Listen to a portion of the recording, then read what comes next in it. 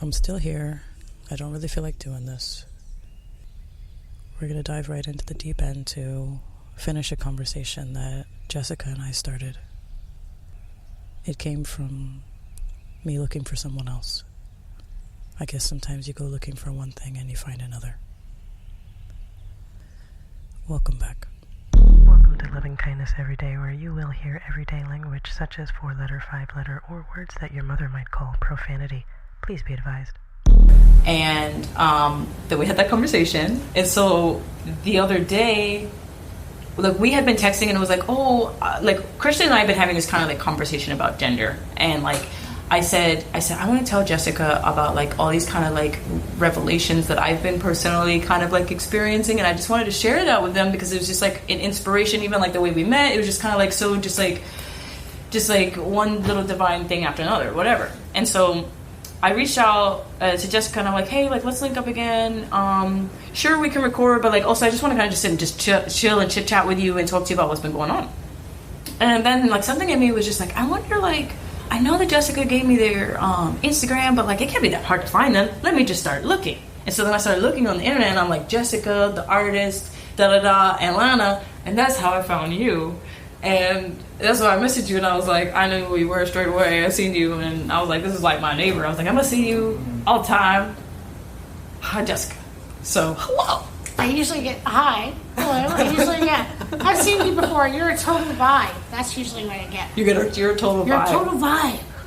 Yeah, I mean, I was kind of like a little bit intimidated by you. I get that too. I thought you were kind of like really powerful. I thought you would kind of like be somebody where if I said something to you, like, fuck off, or like whatever, like peace and like whatever, but like not in like a mean way, but just get kind of in like a, I don't need your validation, which I feel like that's you anyway. But I just kind of like. Funnily enough, it didn't used to be that way. I desperately wanted validation, or, you know, honestly, the spank box work happened because I was looking for validation sexually in a space where we're not really welcomed as individuals with disabilities. We're seen not as sexual beings, and that puts us up to being victimized, infantilized, fetishized, and assaulted. You know, and I became part of that unfortunate statistic. Did you say assaulted? Yeah. Okay, I thought that's what you said. And it's 1 in 3 disabled women are sexually assaulted every year. 90% of the developmentally disabled are sexually assaulted every year. And it's because you're not giving people with disabilities a space to own their sexual power, but also not giving a space for the for now non-disabled community to ask questions and self-educate and create that what would be a seemingly uncomfortable conversation that's really rooted in basic intrinsic humanity. That's why when you said that you were talking to Jessica about orgasms, I'm like, I'm with Jessica and I can have a lot of them. I've been talking to Jessica about, it's funny because I was talking to that Jessica about orgasms, and I told you briefly when we were apart that I was working on an episode called Jessica. Yeah. There's about 4 Jessicas now, 5. But the first one was actually something that's really, I've been talking about a lot. It's near and dear to my heart, and is Jessica from Sapria. And Sapria is an organization that helps female-bodied individuals who were victims of child sexual abuse. I am one of those people, and I found them through the process of my victim advocate when I had my brother arrested for the assault from childhood. But I learned through that process of just how many people are like affected by this. And when you said assault, it opened my brain into like another demographic that I hadn't considered or thought about again. You know, like I said to you, today has been another day where I've been corrected, and I'm happy to be corrected. Like I said about the other Jessica, that's just growth. But that's just, you know. But I'm finding myself. I had an idea in my head this morning when I woke up that I won't have tonight when I go to sleep. Do you know what I mean? Like, yeah. Or you just won't have the chutzpah to pull together the next day, because life just tends to throw things in different directions. Well, you know what? There's always that, and that's why I said to you, I face this every day. I face the cemetery every day, and I feel like I die daily to thoughts of different understandings, or just like getting wrapped up in materialism or the trash, of the world and all the crap. But I did think that like things were better in this country for people with disabilities than they are. I woke up this morning with, if you had asked me if I was like given a poll and they were like, hey, how do you feel? What are your thoughts? Do you think like ADA is doing great? Like, do you think like things are accessible? What are your thoughts about your environment as a relatively able-bodied person or whatever, right?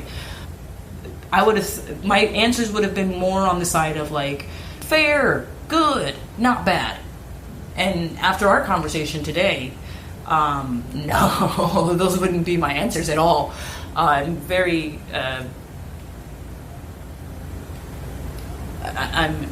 it bothers me that you have to think about how much liquid you drink. I guess that's not even all of it. Just living the disabled life is challenging. It is. Living in a body that doesn't fit your soul and making the most of it. Living in a body that doesn't conventionally fit in society is difficult. But being disabled, the most disabling part about being disabled isn't so much that I have a disability. It's living within the confines of an infrastructure, a system that feigns empathy but practices apathy. It's all well and good to care and to say you care, but words are words and actions are actions. And like I said earlier today, people by and large remain unaffected until they are affected. Yeah, and so I live in a disabled body. I've constructed my world, and every minute, hour, day, week, month, year as my body deteriorates from my disease, I have to revisit how I self-accommodate in an inaccessible situation. I call myself the MD MacGyver. I actually once escaped sexual assault by putting my hand against the wall and using the speed of my chair and the pressure of my chair to slide my arm up the wall and undo the top lock, which had latched so I couldn't leave. And then using my bracelet to wrap around the door handle to pull open. Because I knew there were people outside banging to come in, and he wouldn't let them in. So living on your own. You want to hear a really scary story? So when I used to be much more, able, active, physical. My disease is spinal muscular atrophy type 2, which is a genetic disease that deteriorates your muscles, all of them, voluntary and involuntary. I had an older sister who had it, who died August 5th of 2012 at age 37, and a younger brother who died of it July 5th of 2008. And so I know how the disease works. It's not through my friends I've watched with it, my family. And so thinking about where I'm at now and thinking about where I was in 2010 when this situation happened, 2008 when the situation happened, I would have to rethink about how I would get myself out of this situation. But I was at home. I used to live in the mattress factory over there across the street from where I live now. And I was in a 1,000 square foot loft under my art table, and I hit the leg of the art table and it dropped down and caught my controller and pulled me under it. Oh. And so the chair's against the cement wall, or not the chair, the table's against the cement wall. My body is against the table, and every time I move, it goes further under the table, and it's cutting off my ability to breathe. And I couldn't lift up the table, and I couldn't yell for help because I couldn't breathe enough. And my phone was nowhere near me, and neither was my emergency button. So you know what I did?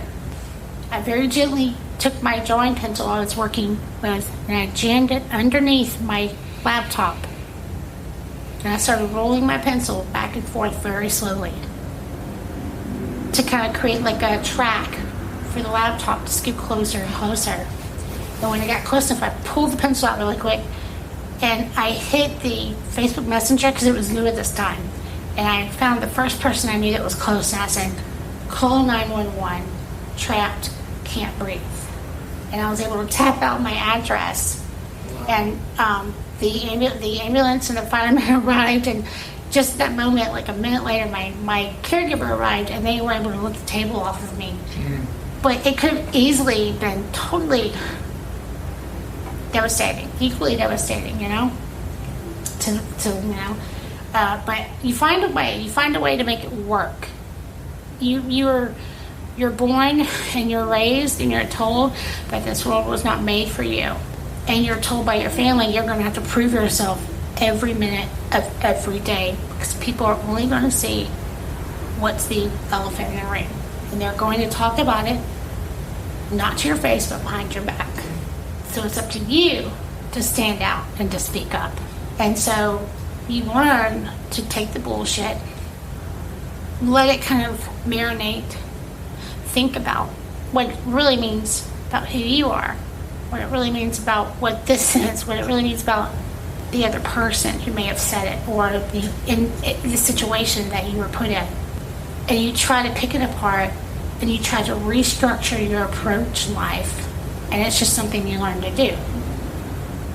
I used to get really angry and confrontational, and now I let people dig them holes because they're going to fall in them. I'm not. You know, I know better than to go down a hole that's not ramped for me to climb my way out of. You know what I mean? And you ask me how I deal with it, and it's like, because I've picked what's worth fighting for. Right there. That's what I got from everything you just said. You're a fighter. I mean, I'm a fucking bitch. You're a fighter. But that's what I have to be. I am not gonna die here today. No. Exactly. Yeah, exactly. You know, and there have been so many times where I've just been very. It just becomes like second nature. You have to really think about these things. Like when I lay in bed at night and there's no one around, what if there's a fire? What do I do? I'm in bed. I can't move. That's Pete. What do I do? I can't move. So I keep what I drink very limited. I keep the temperature normal so I don't sweat, because I'm 45 and menopause at night. Are you cold or warm? I'm good right now. Night sweats are a real thing. And I have my computer next to me. I have my emergency button wrapped around my wrist. I have my phone next to me. Everything's plugged up. Everything that doesn't require absolute charge is unplugged from the wall. Lights are off. And I try to keep myself from a situation, because if I'm not guaranteed that society, the building I live in, is going to look out for my safety, I have to look out for my safety. I always have to look out for myself.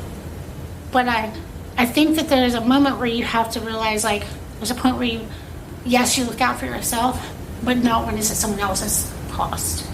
And I think that's a lot of what people do nowadays, is they don't want to look at someone else's situation and try to better it, because they're worrying about how it's going to negatively impact them.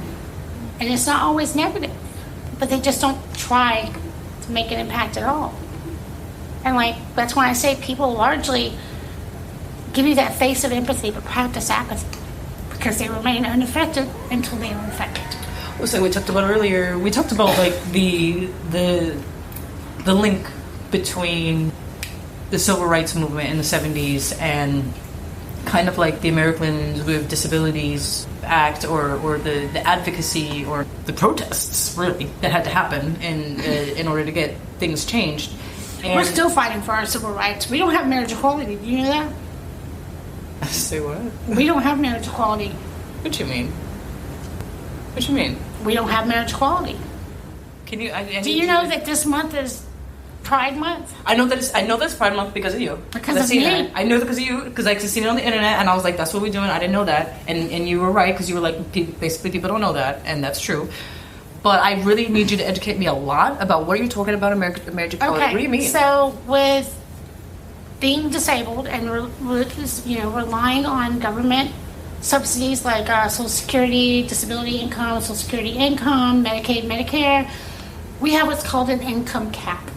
That's basically what that says. It's like we're only allowed to have $2,000 to $2,200 in our bank account at the beginning of every month. They check our bank accounts. Okay?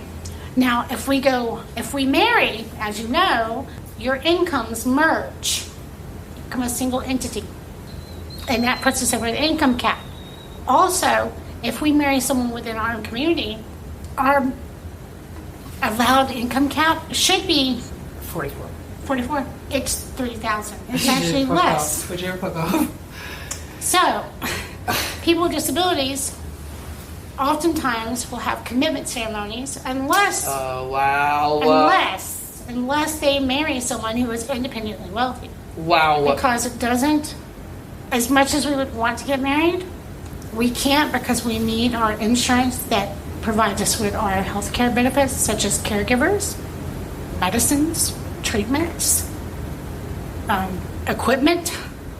We wouldn't have access to any of that without government-funded insurance, because no private insurance is going to pay for what we need. Just to kind of give you a ballpark, my wheelchair, $29,000. My handicap accessible van, which I paid for, it took me 7 years to pay off. Brand new, minimum $60,000.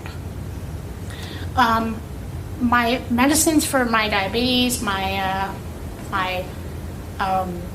thyroid condition, my panic disorder, minimum maybe like $1,200 a month, minimum.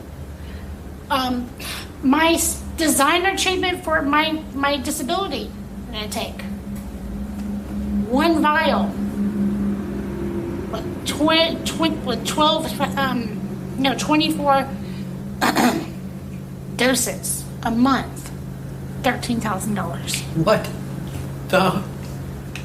Whoa. My care, minimum $86,000 a year.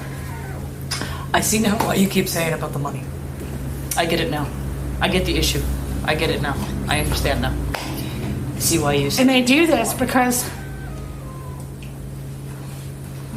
like I said, it's better to keep us indoors, out of sight, unless we can be touted out as inspiration to increase profit margins in capitalism.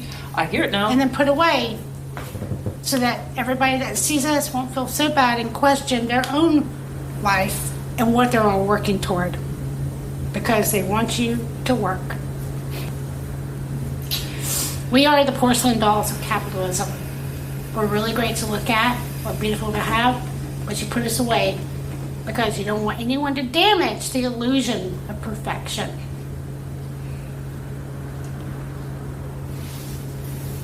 You know, that is again mind blowing. It's another way to handicap somebody, because you're making it, because I told you kind of like it's hard, and I said to you, I see people like human brains, like that's what I see. I just like see your brain. It's like, for me, I don't know, like if you've ever seen that movie, The Fifth Wave, they kind of did a good showing of it, where like these guys put these glasses on, and all you can see is just like this green brain, and you can't see anything else. That's the guy you're talking about. I try to see it that way, if that makes sense, you know? And so you're talking to me earlier, and I was kind of thinking that same way, and I was kind of thinking, well, I feel like people are discounting the value of like the human brain, emotional intelligence, and like the intelligence. Like we have so many stories that we hear from like Anne Frank or things like that, where it's like you can understand that like your humanity isn't tied to your body in that sense. For me, that's the way I see it. And the way that you kind of talked now, and the things that you're saying, it lets me know that like inside of your community, it's actually like two handicaps, because it's like you're saying like you have a government that is basically saying to you, we're gonna cut off your limbs when it comes to money making and being successful, really, because like how big is your voice? Because you keep saying like my voice is what I can use, things like that, but like how big is your voice when you can't amplify it with speakers and shit like that, because you can't buy anything, because you're just sitting quietly. Like it keeps people down. Like I can see the problem that I didn't even know that was that's a thing. Whoa. It takes rule breakers to create change as well. I'm able to do things I'm able to do because I break rules, and I'm clever about how I do it. People with disabilities, we have to squirrel away money. We have to hide it. We have to have a third-party checking. We have to have a special needs savings account, all of that stuff. Because having anything means losing everything for us. Having anything means losing everything for us. Have you ever done the numbers to see like how much money you'd have to make in order to like kind of like say for example, because we talked about like you writing, right? So you go and you write like just everybody in the world buys this book, right? Got a calculator? I mean? Sure, yeah. My monthly bills run up to about $1,800 a month.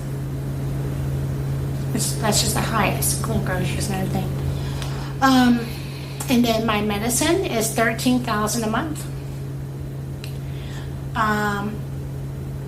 My additional medicine is probably more like $2,000 a month because I'm on diabetic medicines. My care each month is roughly $10,000 a month. No, maybe $8,000 because I can't pay them as much as I want. What else is there? Because I have care, my medical bills, I don't go to the doctor that much. Like I was just thinking about that. That's per month. Just it's about $25,000. Right now, times that by 12. Yeah. So you'd have to be like 25. Well, you'd have to make at least $200,000 a year. And that's before tax. You'd have to be like $500,000 a year. Yeah. Because you take your taxes and all that stuff, blah, blah, blah. I don't know. I'm sure there's some sort of way you could maybe get the government to give you a little bit of a deal. But you're still looking at about, you got to be like, essentially 6 figures, millionaire status situation. So what you have is a caste system. You have a government-controlled caste system based upon, again, eugenics. Yeah. We're going back to that same conversation that I said to you. I didn't want to say it, but here we are. This is what we're doing again. We're doing the same thing again. Yep. I mean, we're just doing it in a very kind of seedy, underhanded way. Because by denying people their basic human needs. And because what you have is you have a culture where everybody's set up to be individualistic. So now I keep saying this to people, like, I don't know if you've seen it or anybody's seen this poster or this like this ticking clock that's in downtown Atlanta where it shows the national debt divided, where everybody shows like their personal accountability for the national debt. I don't know if you've seen that, but it's like, I don't know. It like changes all the time. It's like, I don't know, 300,000 or something like that. Like we all like, if we were all just to be like, all right, we'll fix the national debt together. Everybody just give 300,000 to the government and we'll all be fine. Like that sort of thing. That's what the numbers are. So it's like when you start to have this individualistic society where you start to point, okay, well you owe this much and this person owes that much. Then obviously you get people who are going to look and they're going to be all like, well, no, I shouldn't help that person. I shouldn't help this person. I shouldn't help that person. But it detracts from the idea of, like, again, I think about it all the time. What's the bloody point of life? Where it detracts from the idea of, like, unity, of, like, for me, it's a mental thing of, like what's the point of being here if we can't connect? Like, what's the point of, like, for me, it's been a valuable thing to learn from you, even though you might say like, oh, okay, well, I had a change is hard, so changing my perspective, you can say that's hard, right? But the conversation has been one where I'm like, damn, it opens my mind, it opens my eyes, and opens my idea to something different. And I think that for me, to be honest with you, Jessica, it's like kind of like the point of life. I was the other day editing this very same episode, talking to the spirit or the divine, going, I don't know, can I do this anymore? I'm kind of like done with being out here with y'all. It's kind of sometimes how I feel. I'm kind of like, that's completely a human moment, and so like, but for me, what I'll be honest with you, like what saves me in those moments or helps me to move through them is like conversations like these, like where I'm like, oh wow, this is the point of all of this, a little bit. Like I feel like I don't know how people can't feel that way. I don't know how they go through life and they don't want to not be here all the time if they're going to live just based on that. If you're going to live just so individualistic and everything is just so you can get a TV or something, I don't know. it kind of just pisses me off. That's just me. That's where I'm at. I think that if we're not here to make the world a better place, then why are we here?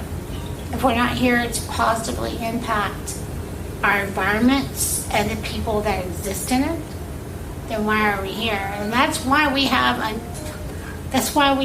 a greater system that is Earth that has this way of purging people, unfortunately. So how do you feel about that? I like that. I like what you said. I mean, it just unfortunately purges the wrong people. Is that how you feel? Yeah, You feel at times I feel like it purges the wrong people, yes. Like, I hate to bring up Do it.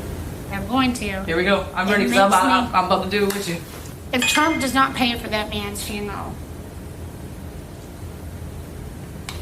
he's already a fake bullshit politician. But if he does not pay for that man's funeral, he's just a shit person that doesn't need to be on this earth. To think that this man was able to convince people that live in poverty, people that live in middle class, people that live in upper class, that immigrants are the problem, or black people are the problem, or gay people are the problem. Or disabled people are the problem. He's able to convince people of that. And they come and support that preaching, that toxicity.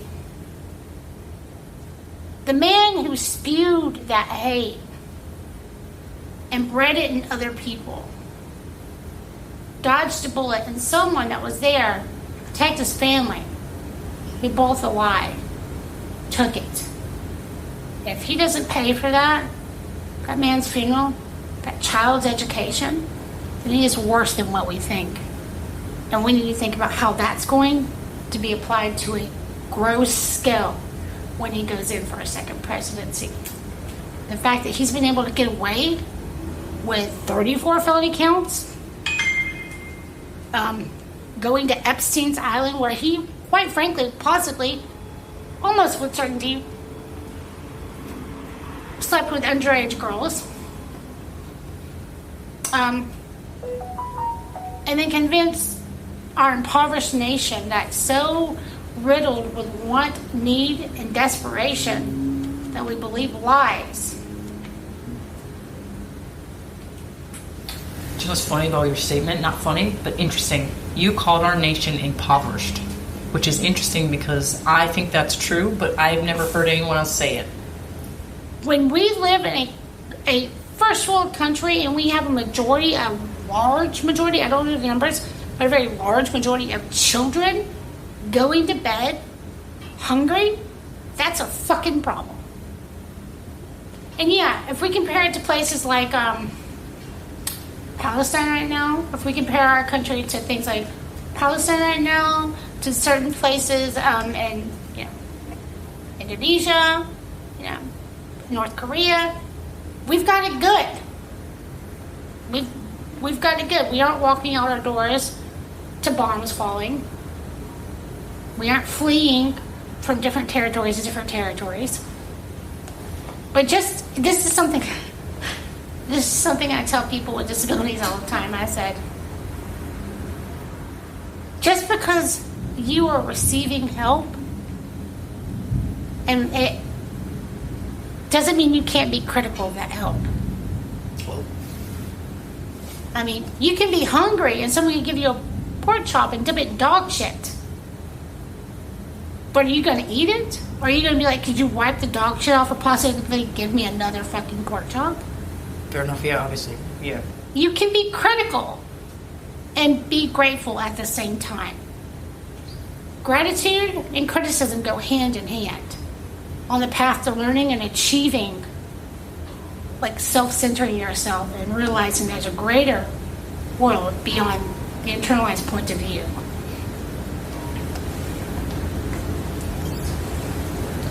I don't think that makes sense, but I like that. But I'm actually going to have to head out because it is Right. lighting. I was about to ask you about the weather. I was literally about to ask you. I was like, how do you feel about the weather and does that affect your day? And Oh, yeah, I'm going to have to go flee. Okay, and I might walk with you. That way you don't get stuck outside. Because you told me that over there you gotta wait for somebody. If you want me, I'll walk with you because I'm not. But I don't want to push myself on you. If you want to walk with me, yeah. I don't mind. Hang on. And oh God, it's gonna be long 20 minutes, especially in the middle of the way. I'm like, oh, he's so bad. Some nights I can't sleep. I say my prayer, and then I lay there and I just say Jesus, Jesus, Jesus, Jesus, Jesus. Guess what? I wake up the next morning. Wow, I didn't know I had to sleep. I love that.